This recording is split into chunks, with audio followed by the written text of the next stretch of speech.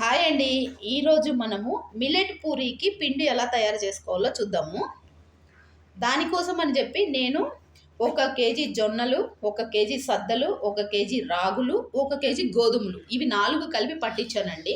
ఇదిగోండి పిండి తీసుకొచ్చారు. వీటిని ఇలా ఇదిగోండి జల్లి పట్టుకోవాలి, మెత్తగా వస్తుంది ఇది.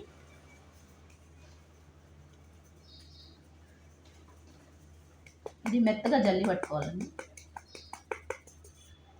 ఏదన్నా పొట్టు ఉంటే కనుక పోతుంది దీనికి. 4 కేజీల పిండి, 4 కేజీల పిండిని మొత్తం జల్లి పట్టుకున్నాను.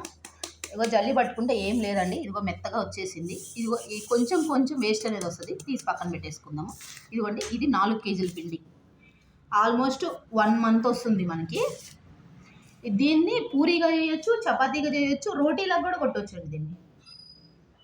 మన ఇంట్లో కూడా పెద్దవాళ్ళు ఉంటారు కదండి, డయాబెటీస్ పేషెంట్స్ ఉంటారు కదా, వాళ్ళకైతే హెల్త్కి చాలా మంచిదండి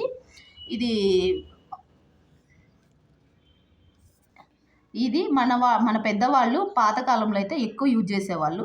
సపరేట్గా చేసుకునేవాళ్ళు. బట్ ఇప్పుడు మనం ఏంటంటే అంతా కలిపి పట్టుకున్నాము. మనమైతే ఈ పిండితో ఈరోజు పూరీ అయితే చేస్తున్నామండి, సండే స్పెషల్ కింద. పిల్లలు ఇంట్లో ఉన్నారు కదా, ఇదిగో ఇదే పిండి అండి, మిల్లెట్ పూరీ. నచ్చితే ఒక లైక్ చేయండి.